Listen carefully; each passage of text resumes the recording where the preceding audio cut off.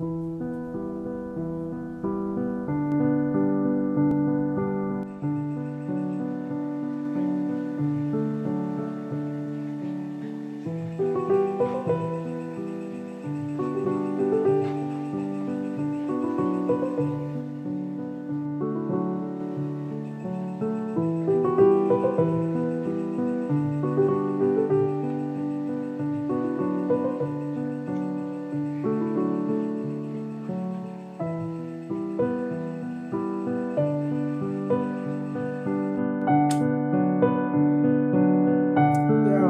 Yosinya udah ada, udah datang.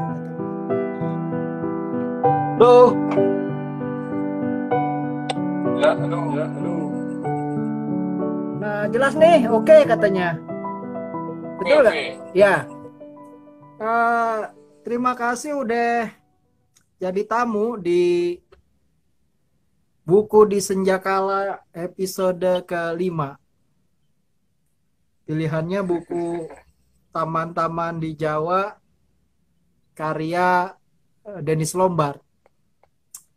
Mungkin aku terangin dulu kali sedikit bukunya ya sebagai penerbit. Buku ini sebenarnya ditulis aslinya bukan dalam bahasa Indonesia dan bukan dalam bahasa Inggris, tapi dalam bahasa Prancis tahun 69. Jadi sekitar 2 tahun atau 3 tahun setelah Lombard menyelesaikan disertasinya yang jadi klasik tentang Aceh, tentang Sultan Iskandar Muda. Jadi ini karya umurnya udah 50 tahun lebih, tapi kayaknya masih satu-satunya yang ngebahas tentang taman-taman di Jawa. Buku ini pernah diterbitkan dalam bahasa Inggris tahun 2008, lalu tahun 2019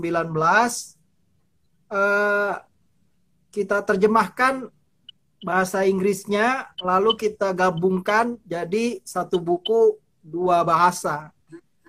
Jadi bukunya kayak begini nih, sampulnya ini yang bahasa Indonesia, kalau dibalik ini yang bahasa Inggris. Jadi ini two in one, satu buku dua bahasa. Sebenarnya buku ini pernah di launching di Galeri Rubana, dan Yosi jadi pembahasnya bersama Pak Peter Carey, sejarawan paling ambisius yang menulis biografi Diponegoro. Buat saya materi presentasi Yosi itu menarik banget karena satu, dia tidak menggunakan insting sebagai tukang taman, tukang kebun, arsitek dengan perspektif ruang yang kuat, dan yang menarik adalah sebagai orang Jawa penganut spiritualisme. Buku ini menurut saya jadi cocok dengan background spiritualisme Yosi yang terlihat dalam arsitektural ruang. Semua rumah-rumah yang dia bikin menjadi ruang spiritual, karena buku ini buku spiritualisme sebenarnya ya. Oke Yos, kita yang paling menarik, Yosi sudah nulis juga, nanti tulisannya akan kita bagikan setelah diskusi ini di website komunitasbambu.id. Oke Yos, silakan. Oke. Aku langsung aja ya. Ya. Ya suaramu putus-putus sih di sini, tapi aku ngomong aja terus. Ya. Buku Taman-Taman di Jawa ini sebenarnya ditulis oleh Lombard itu dengan sebuah intensi yang khusus, mencintai Jawa begitu ya. Jadi hal ini terlihat dari seluruh alasan dan kesimpulan dari dituliskannya buku ini. Nah, jadi kajian menurut Lombard, kajian tentang taman ini disusun untuk menguraikan gambaran setidaknya dalam dua hal. Apa namanya? Kenapa dia menulis taman itu? Karena ada dua hal yang mau digambarkan. Situasi tentang tamannya dan tata ruang mengenai tamannya. Nah, diharapkan dengan memperoleh gambaran mengenai dua hal tersebut, maka sedikit banyak nilai estetika dan filosofi taman itu bisa dipisahkan atau diceritakan dengan baik. Tapi, nah, Lombard kemudian menempuh berbagai cara ya untuk menjelaskan gambaran apa itu taman gitu. Dengan berbagai cara sebagai sejarawan tentu saja, mulai dari memilih atau menetapkan studi kasus di Cirebon dan di Taman Sari Jogja, lalu dia merekonstruksi ulang. Jadi buku ini bicara apa namanya, dia Lombard merekonstruksi ulang ruang-ruang fungsinya dari segi fungsi, lalu juga membacanya dalam makna simbolik dari reruntuhan taman di masa lalu itu. Lalu itu kemudian dilengkapi juga dengan cross-check, dengan cerita-cerita setempat, lalu juga keterkaitan dengan produk-produk budaya yang lainnya. Ini bicara bagaimana Lombard, metode menulis Lombard ini di dalam menyajikan konsepsi mengenai taman di Jawa itu. Nah, penelitikan mengenai gambaran situasi dan tata ruang belum menjawab mengenai landasan estetika dan filsafat yang menyusun situasi dan tata taman di Jawa itu hadir. Mengapa ada sebuah situasi dan tata taman yang demikian? Seperti kasusnya di Sunyaragi Cirebon dan di Taman Sari. Itu pemikiran apa sesungguhnya yang mendasari konsepsi budaya Jawa, yang seperti apa yang mendasari konsepsi sebuah taman menurut gambarannya Lombard ini disusun. Nah, intinya sebenarnya konsepsi taman di Jawa itu bukan dalam pengertian tata ruang ya, atau lanskap, atau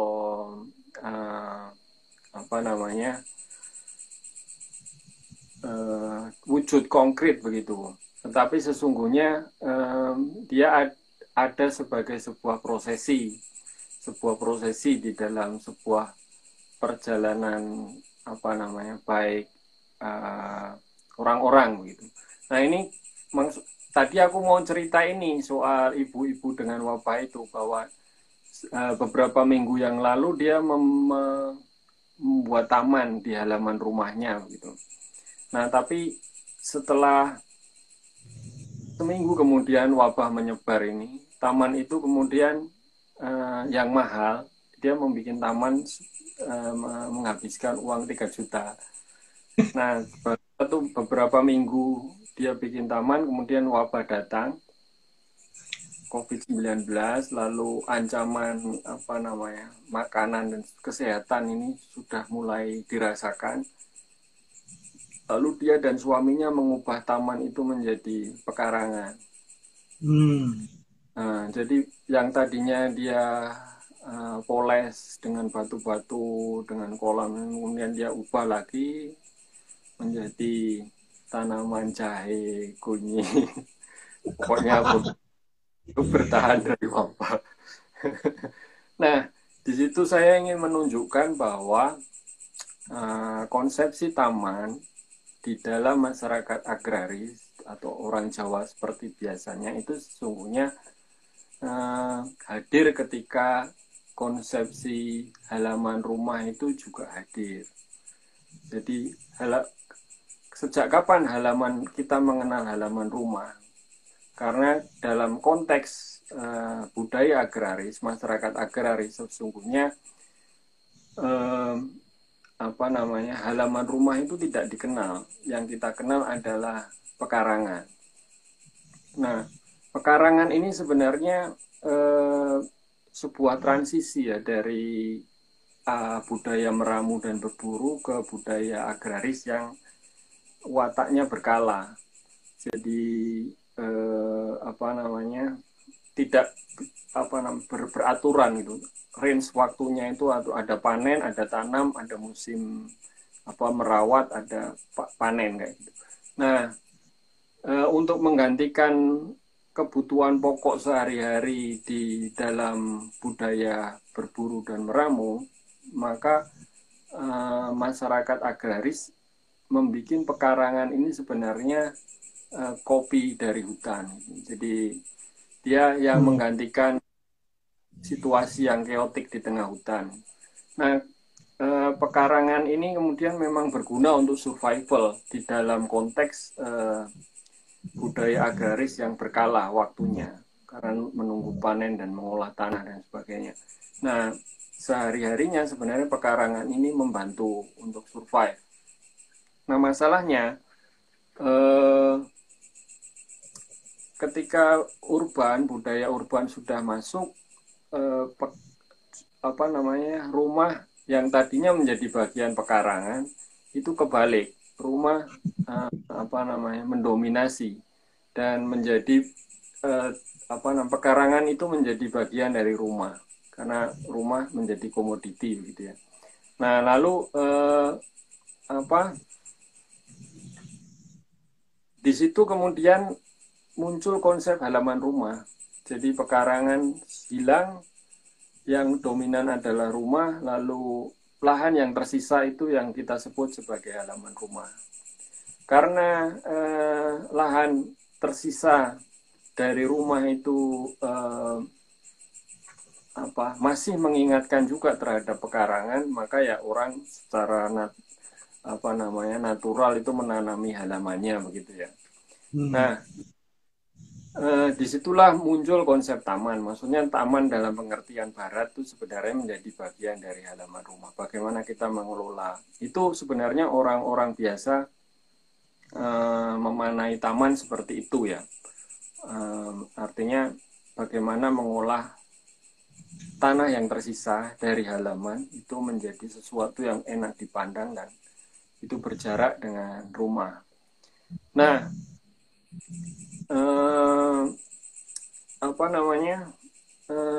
kembali ke tulisannya Lombard, menurut saya kenapa Dennis Lombard ini ngeyel gitu ya, nekat untuk mencari konsepsi taman di Jawa yang sesungguhnya itu sebuah hal yang baru, sebuah terobosan atau keberanian yang baru untuk membuat penggalian dari taman, karena memang mungkin perlu dilihat ada banyak kerancuan yang terjadi di penyebutan kita mengenai taman. Misalnya Taman Sari itu memang seperti itu ya. Nah, menurut saya tulisan singkat Lombard ini, Taman-taman di Jawa ini, buku Taman-taman di Jawa ini menarik karena sebagai sebuah terobosan kenekatan Lombard yang begitu mencintai Jawa, karena dia sebenarnya pada tujuan akhirnya di akhir tulisan buku ini sebenarnya Lombard menekankan menjadi sebuah afirmasinya yang sangat kuat bahwa tujuan dia mencari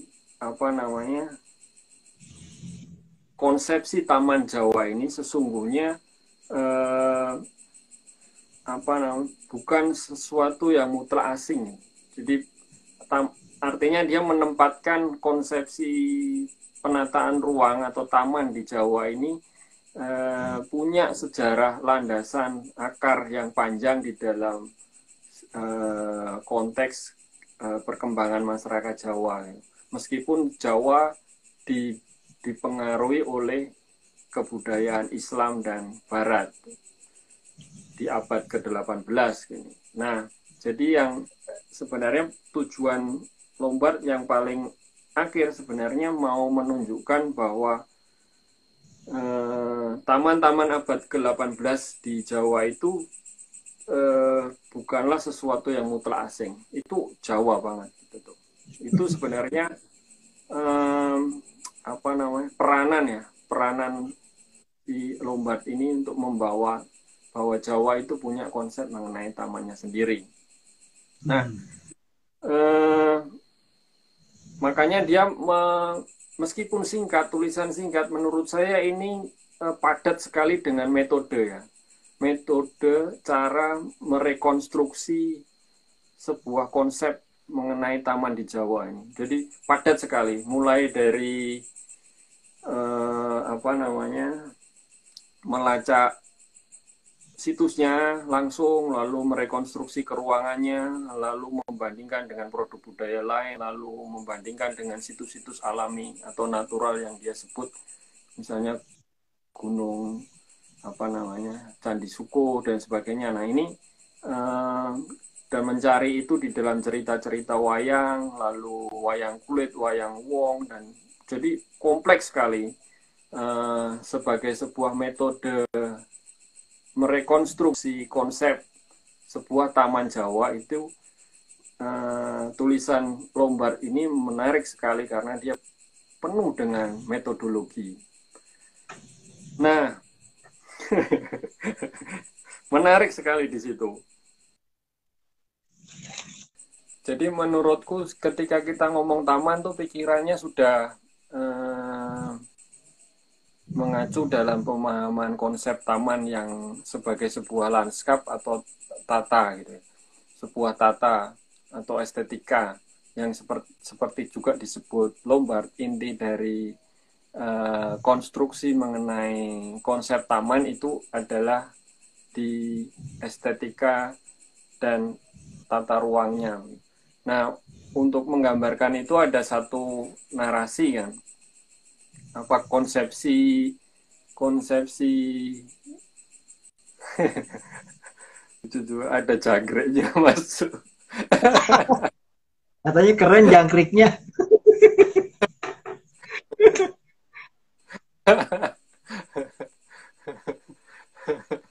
Memang ini jangkriknya ini apa namanya, banyak jangkrik di sini. Itu belalang bukan jangkrik.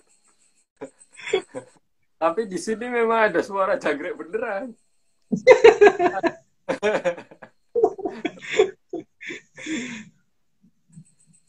Oke, terus jadi tadi aku mau nanya sebenarnya dalam konsep Jawa, zaman Hindu, zaman Buddha, zaman Islam, lalu berkenalan dengan kolonialisme, sebenarnya taman dalam dunia Jawa itu sama aja ya. Artinya mereka punya benang merah keterkaitan secara konseptual gitu ya. Dan kalau dijelaskan Lombard kan taman ini identik dengan elit, dengan priayi ya, bukan dengan wong cilik begitu ya. Ya, kalau di dalam pembahasan Lombard sebenarnya taman sebenarnya lebih mengacu pada sebuah tempat menyepi gitu kan, atau tempat spiritual. Itu sebenarnya biasa saja, maksudnya kayak para petani punya dango, lalu dangonya ditanami sebagai tempat istirahat ketika dia ke sawah. Nah, kalau yang punya uang atau bangsawan, ya punya dango, dan itu tempat istirahat ketika dia bekerja di hari-harinya gitu kan. Nah, sebenarnya nalar nalar tempat istirahat ini, peristirahatan atau apa namanya, nalar pesanggerahan itu ada di seluruh masyarakat agraris, baik bangsawan maupun petani. Yang membedakan cuma kalau di Taman Sari ya biayanya lebih mahal ya untuk membuat itu.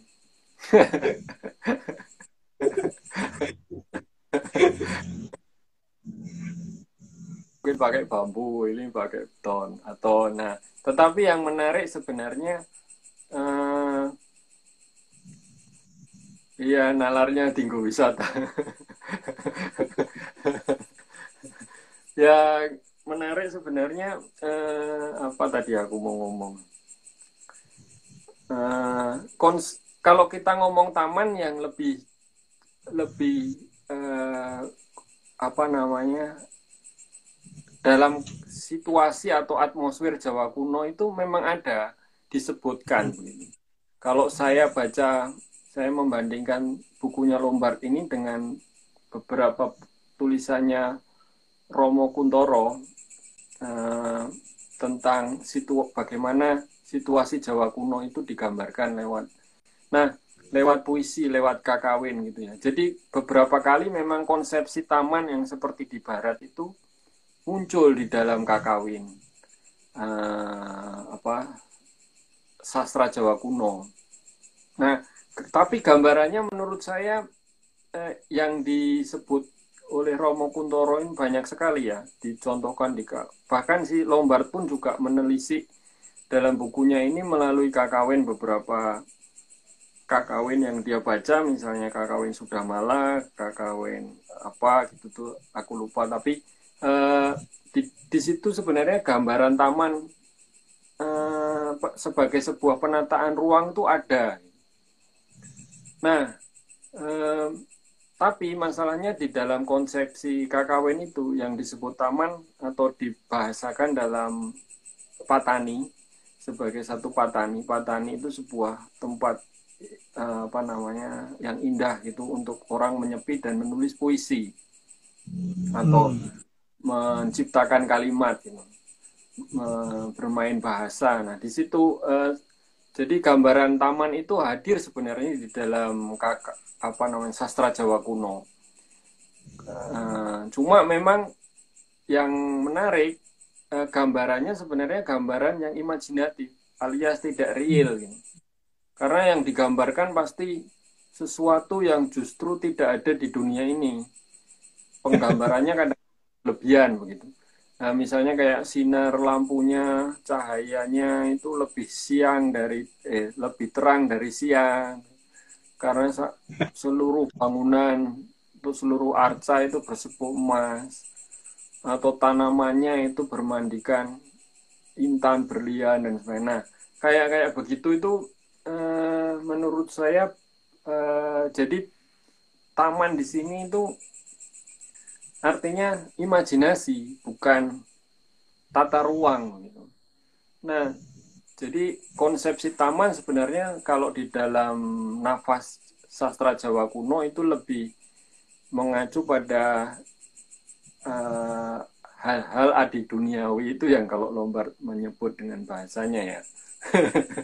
Itu sekali lagi bukan persoalan tata ruang. Ini sebenarnya yang sumbangan buku ini yang menarik menurut saya, membuka saya sebagai misalnya yang bergelut dengan tata ruang itu tuh enggak gitu. Dalam nafas sastra Jawa kuno, gambaran taman itu sebenarnya lebih ke imajinatif tadi, jadi unreal gitu. Tidak real.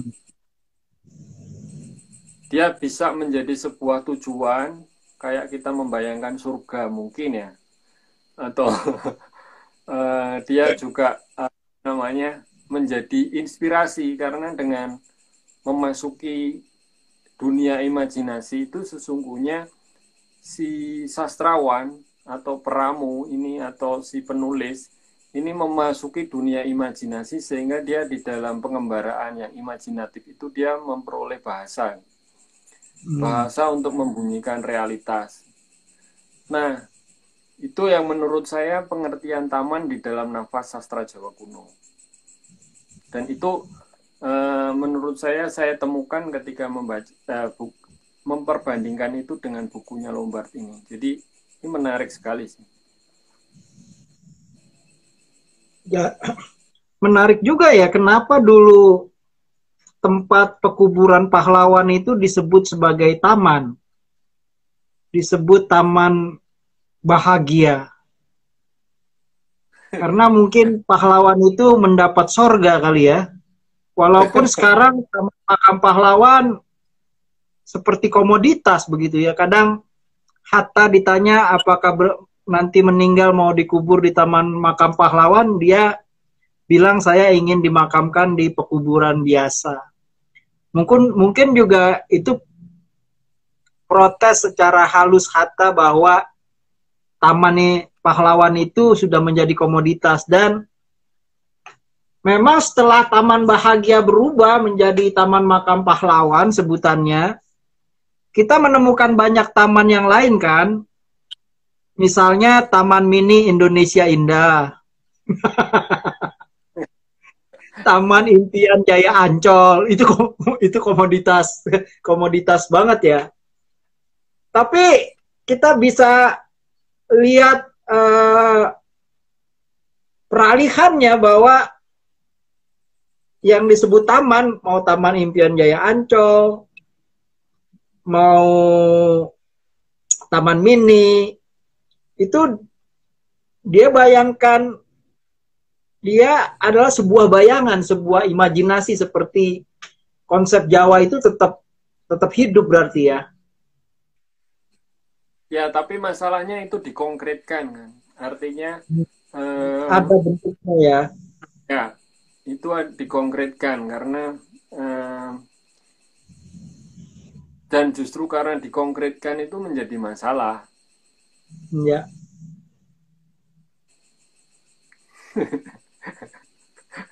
Seperti masalahnya si ibu tadi yang sebelum wabah itu, karena dia punya mau membuat taman di rumahnya, tapi ternyata itu nggak ada gunanya. Lebih baik.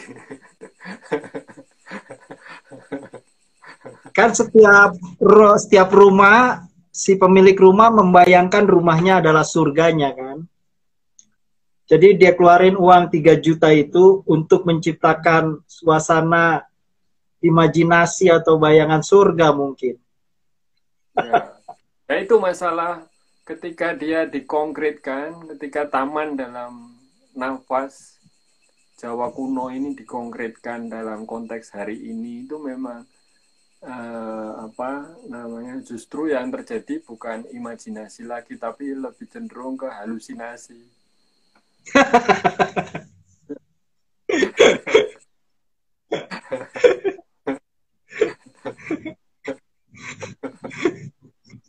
Uh, ada bagian yang paling menarik karena si Lombard itu kan banyak menggunakan sumber-sumber sastra memang ya. Ya. Dan terutama yang menarik misalnya dia menggunakan Sri Tanjung, cerita Sri Tanjung ya. Bagaimana bergairahnya Sri Tanjung bercinta-cintaan di taman. Jadi kita bisa bayangin keindahan cinta itu adalah taman begitu. Birahi itu adalah taman. Sehingga kalau kita kawin gitu ya, di depan juga ada pelaminan, bentuknya juga taman.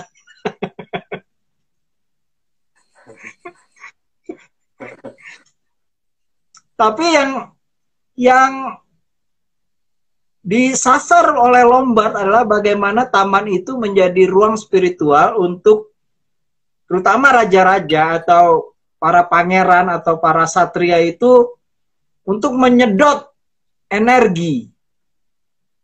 Nah, di sini yang menarik adalah konsep taman sebagai kesunyian, ruang bermenung mungkin ya. Nah, persoalan besar kita hari ini di jagat digital global itu kan sangat riuh ya, sangat berisik ya. Seolah-olah nggak ada lagi tempat untuk bermenung, merenung. Dan merenung itu sebenarnya menyerap energi. Jadi kalau nggak punya taman, kita akan hanyut dalam keriuhan ini dan tidak pernah ada permenungan, dan karena itu sering tidak ada kualitas, gitu gak sih?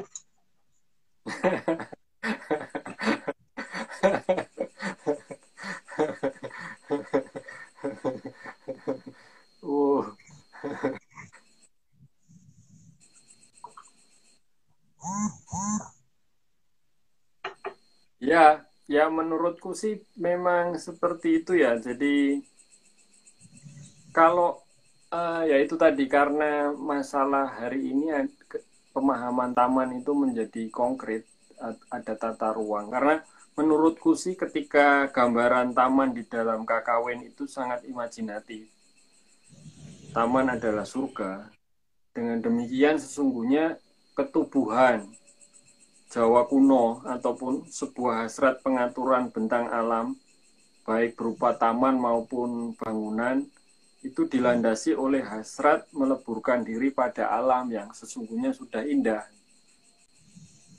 Itu titik kuncinya. Jadi ketubuhan Jawa kuno maupun hasrat pengaturan bentang alam itu landasannya adalah meleburkan diri pada alam yang sudah indah. Jadi tidak membuat hal baru.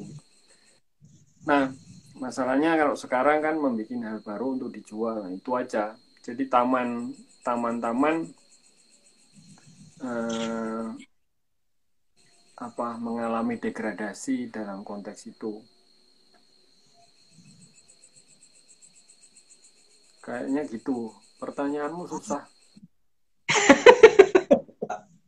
Kalau menurut Yosi, di mana kita masih bisa menemukan gambaran taman Jawa kuno itu kini? Apa harus tetap di dalam sastra?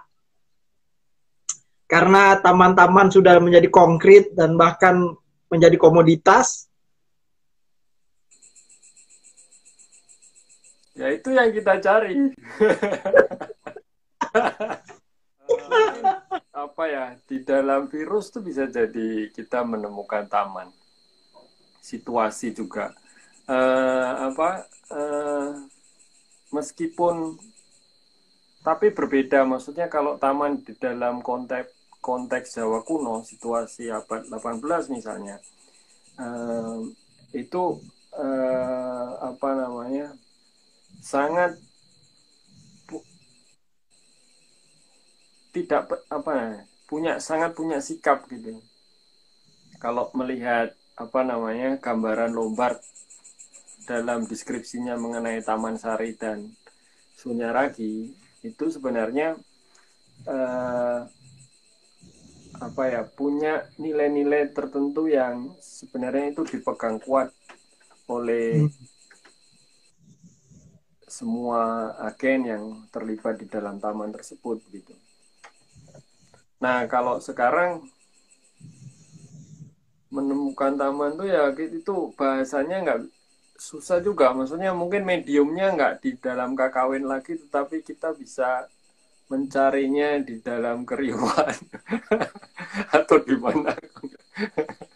Itu yang harus dieksplorasi. Kalau dulu pencarian itu sebenarnya sudah stabil gitu, tetap di dalam konteks relasi dengan alam yang stabil, artinya ada. Nah, sekarang justru yang menarik bukan pada ruangnya, bukan pada produknya, tetapi lebih pada posisi yang kamu ambil di dalam situasi sekarang begitu, untuk menemukan taman itu. Sebenarnya ya kalau saya baca ya seperti itu, konsepsi taman di Jawa kuno sebenarnya tidak penting tata tamannya itu seperti apa, tetapi sesungguhnya momentumnya apa, eventnya apa, itu yang lebih menarik untuk dilihat.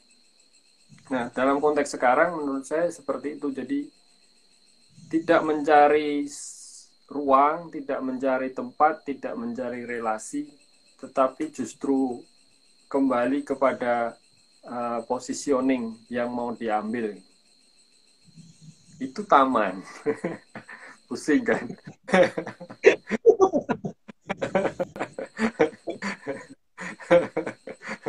Aku nggak pusing karena ada suara jangkrik itu loh.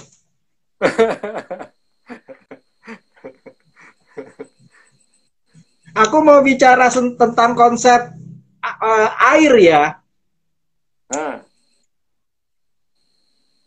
Taman yang dijelaskan Lombard ini kan identik dengan taman-taman masyarakat agraris ya, bukan masyarakat maritim ya.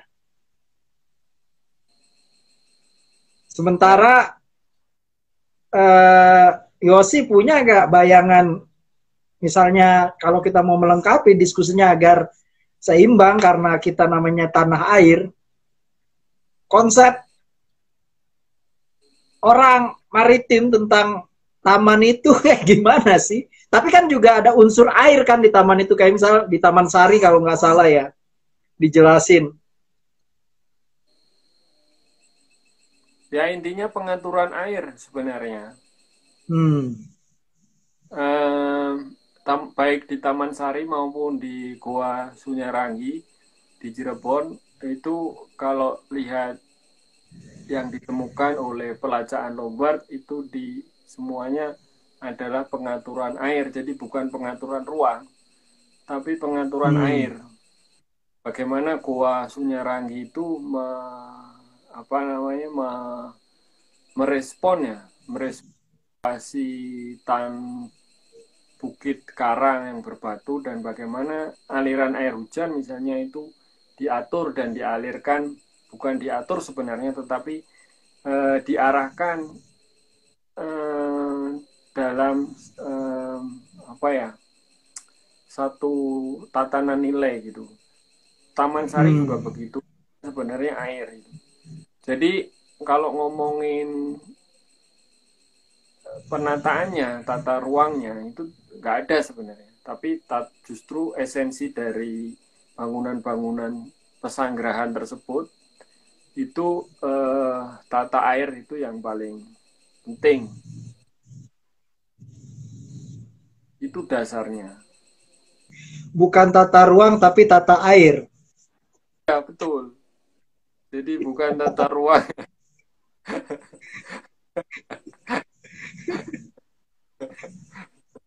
Ya kalau tata ruang itu kan kamu menetapkan batas-batas ya.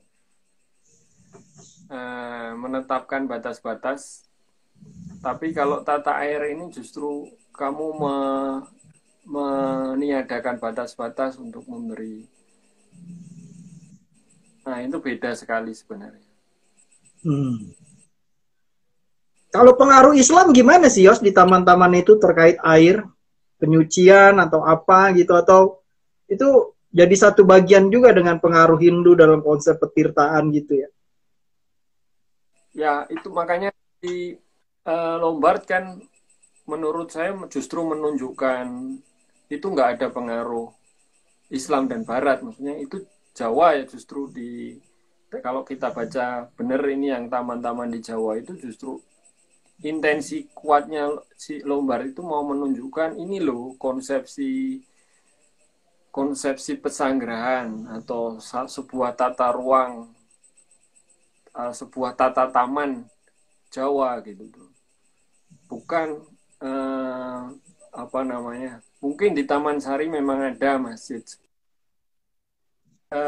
Landasan nalar berpikirnya itu Jawa begitu. Itu kata Lombard.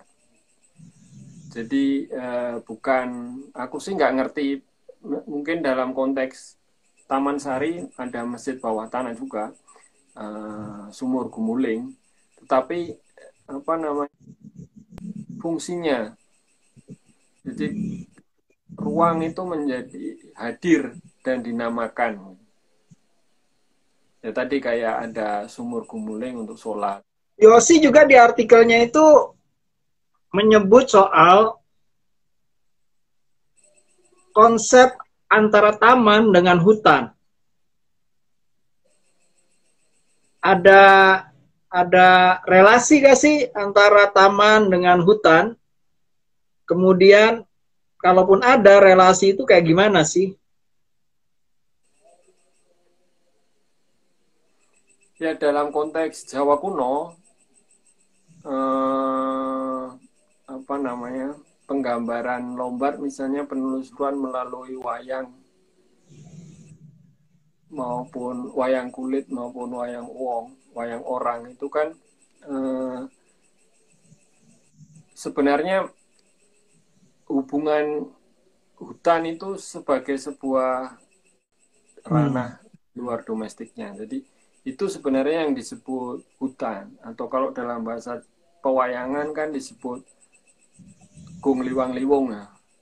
antah berantah alas alas gung liwang liwung itu artinya sebenarnya sebagai sebuah area yang tidak dikenali, sehingga ketika dia pada saatnya menemukan suatu keindahan di sebuah hutan itu apa namanya, di situ kemudian muncullah karya puisi begitu.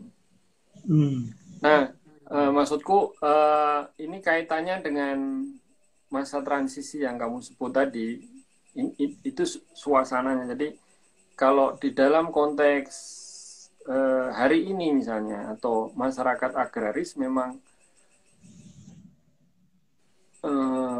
apa, dan maksudku gini, konsekuensi dari tadi yang aku jelaskan itu konsekuensi ketika kita nggak mengenal lagi area, itu sebenarnya kita melebur di dalamnya begitu. Nalarnya itu bukan mengatur.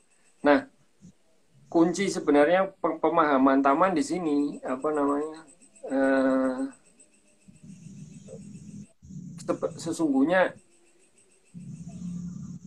ya kalau kamu tanya apakah hutan itu memberi apa sih tadi transisi ke dalam taman, sebenarnya ya hutan itu sendiri, taman itu ditemukan di dalam hutan. Di dalam perjalanan, maksudnya hutan ini di dalam perjalanan baik spiritual maupun perjalanan fisik gitu. Nah, kalau sekarang kan sebenarnya kita membuat taman yang menyerupai hutan. Seolah-olah menyerupai hutan. Artinya sebenarnya kita sudah bukan hasratnya itu nalar yang kita gunakan sesungguhnya bukan nalar meleburkan diri, tetapi sudah nalar mengatur atau meniru. Apa namanya? Ya seperti itu. Jadi tadi kalau aku sebut bahwa di dalam masyarakat agraris sebenarnya tidak dikenal yang namanya taman, tapi pekarangan itu tadi. Karena nah di pekarangan itu sebenarnya fungsi hutan itu didomestikan, dibawa dalam kehidupan keseharian para petani. Nah di situ kan sebenarnya muncul tata pekarangan tuh sebenarnya sangat survival, jadi makanya sangat kontekstual. Ketika kita diabstraksikan atau diteorikannya akan susah, karena setiap orang per orang mungkin akan berbeda-beda, atau tiap masyarakat itu juga akan berbeda-beda. Sudah pusing. Saking seriusnya diskusi ini, Yosi tuh bikin tulisan. Jadi dia udah tahu bahwa nih sinyal akan buruk sebenarnya.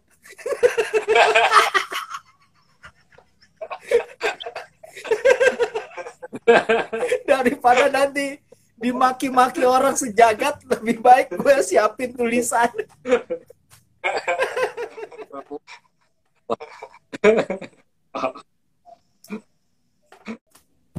Ya udah berarti ya. Ya udah berarti ya. Ya, nanti tulisannya akan diposting di website komunitas bambu ya. Tapi ya, semua yang diomongin itu ditulis oleh Yosi. Jadi jangan takut ada bagian omongan yang tidak ada di tulisannya Yosi.